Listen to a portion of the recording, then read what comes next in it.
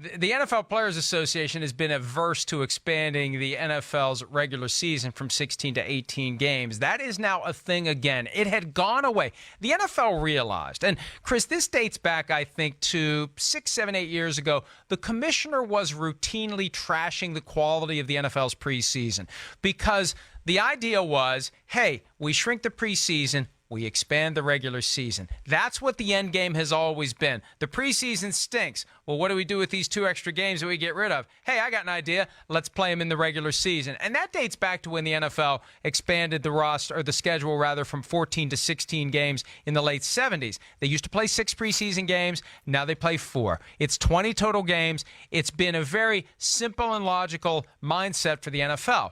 But the push toward making the game safer, you can't reconcile that with more regular season games. Well, the time has come apparently for the NFL to try. Mark Maskey of the Washington Post reports that the NFL could be pushing for 16 to 18 regular season games, a 2-game increase in this current labor negotiation. I still don't believe the NFLPA is going to go for it, Chris. It's going to take something big, far bigger than getting rid of the marijuana prohibition, far bigger than revamping the personal conduct policy. It's going to take something significant to get players to go along with 2 extra regular season games because it is abundantly clear, Chris, they don't want 2 extra regular season games. No, I mean, I can't see how they would. You know, first of all, at this, just to start here, the 4 preseason games are very necessary right now in the NFL. With the practice restrictions and limitations on hitting, you know, yeah, okay, and Tom Brady, Aaron Rodgers, Khalil Mack, they don't need 4 preseason games,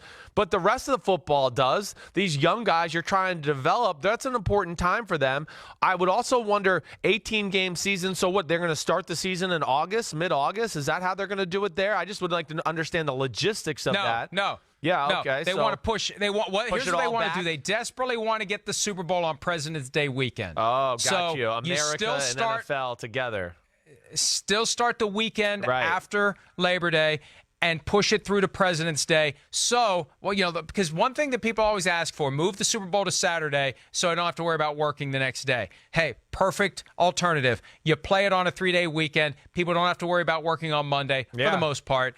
And then you have the Super Bowl that Sunday. That's what they'd like to do. So it wouldn't start in August. It would start when it always does. It would just extend deeper into February. Okay, I really would love that. I mean, first of all, I think the Monday after the Super Bowl should be a national holiday. I really think we've gotten to that point in this country. So I actually like that aspect of it, but I don't necessarily like 18 games. No, I don't. We're having a hard enough time finding a full team at full strength in a 16-game season. You know, that was one of the things I know I said in the first hour. But yeah, we got a lot of teams who limp into the playoffs every year. So also, it is hypocritical if the NFL wants to talk about player safety and then all of a sudden just go, yeah, but we want you to kill each other 2 more weeks of the year and the most physical sport in the planet. So I don't like that either. I would think major concessions have to be made because this is major money, major TV money. You mentioned it. It's major gambling money. It's 2 more weeks of the whole country gambling on every damn game in the NFL.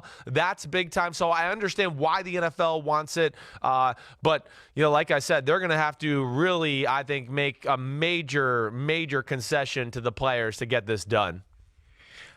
Do you think that all these changes they've been making in an effort to make the game safer, do you think at some point they're going to say, hey, look at everything we've done to make the game safer? Most recently, no more Oklahoma drills. And they say they do it so these safety measures will trickle down to the lower levels of the sport. But at some point, maybe they could say, things are a lot different than they used to be. Playing 18 regular season games isn't as big of a safety risk as it used to be. Do you think they're trying to set that up? I do think they're trying to set that up. I guess what I'd have to see maybe some numbers on that too. It's about, you know, where the game is going safety-wise, and I know it's going in the right direction. So if they can continue to prove that guys are staying healthier and, you know, maybe there's not, you know, the effects that there might have been playing football in the 80s and 90s, whatever it may be. Yeah, it seems like, you know, again, they're trying to make the sport cleaner, safer, better to watch, better for young kids to play growing up. No bad examples by, spearing players or doing anything like that. And I get it, and it's great,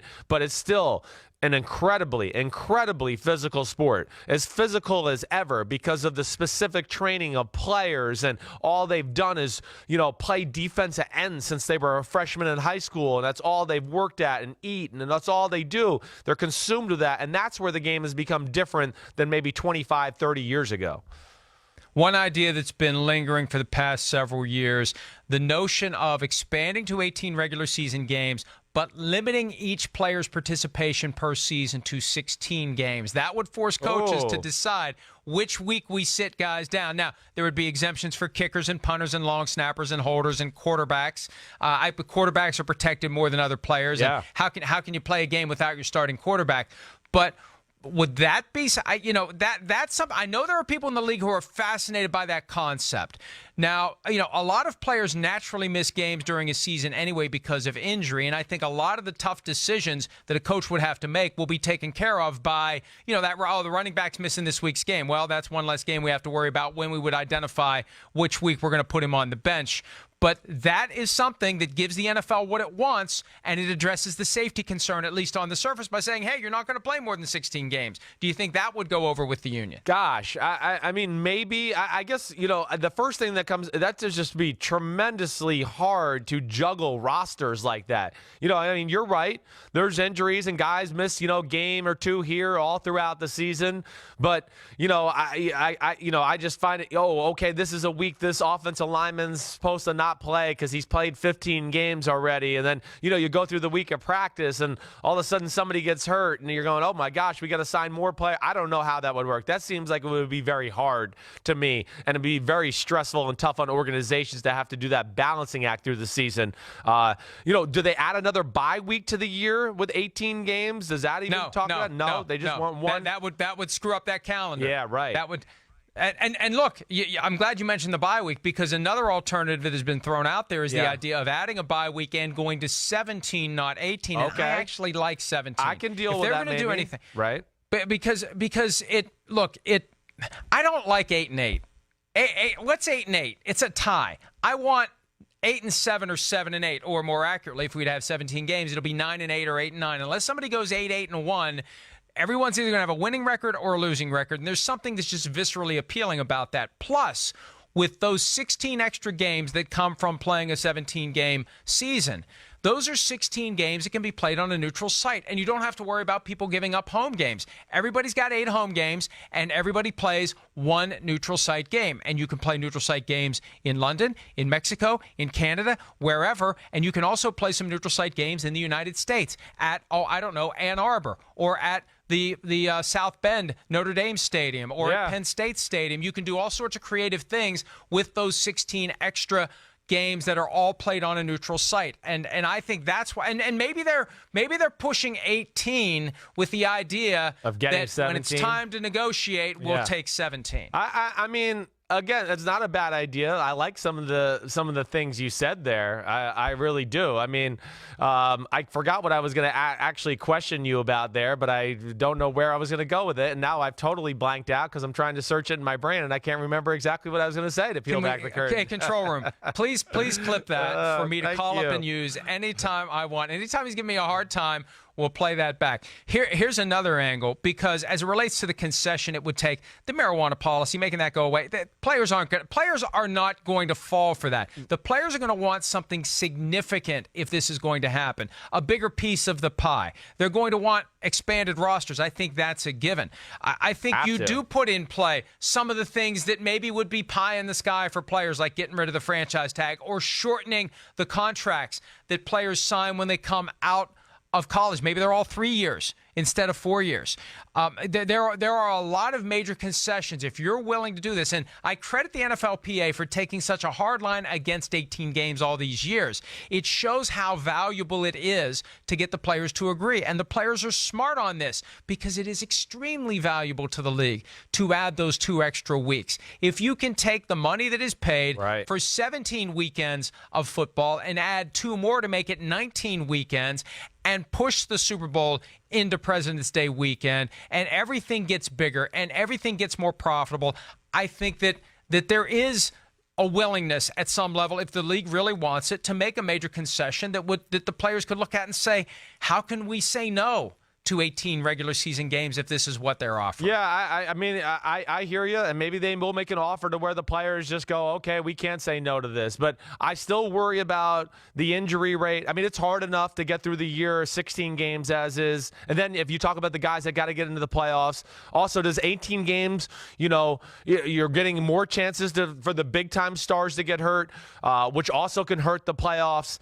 Are the players going to be too worn down for the time of the year where we want to see the best quality football, which is the playoffs? 2 more games to the list. I don't know if you're going to necessarily see the best football there has to be offered. So that would be my concerns as a player.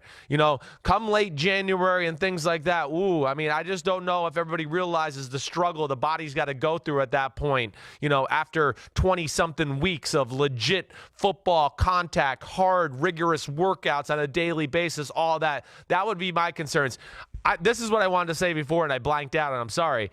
The odd schedule thing is interesting that year. That's an interesting point. There's no sport that I know of that has an odd number of games for their season, right? Am I wrong about that? I mean, it's 82 for basketball. It's 162 for baseball. Hockey, I believe, is 82 as well, right? 82. Yeah, so it is an interesting point you brought up there. That's where I got flustered in my brain. Sorry, I forgot that before. Well, and here's one last point before we take a break. No matter what the new structure would be, if they do make a change, if it's 17, if it's 18, if it's 18 with a limit that each player can only play in 16, the new reality is something that Bill Belichick will figure out before anyone else, and they'll just continue to crack the code and set the agenda and figure out exactly how to work within the new reality and get the most out of it. So get ready for that as well. No matter how they move things around, Belichick's going to be the first one to figure out how to use it all to his advantage. We're going to take a break. When we return, time to go up to number 35 on the list of Chris Sims quarterbacks for 2019. We'll be back right after this. Hi, I'm Mike Tirico, and thanks for watching. Make sure to hit subscribe for the latest news and highlights from NBC Sports.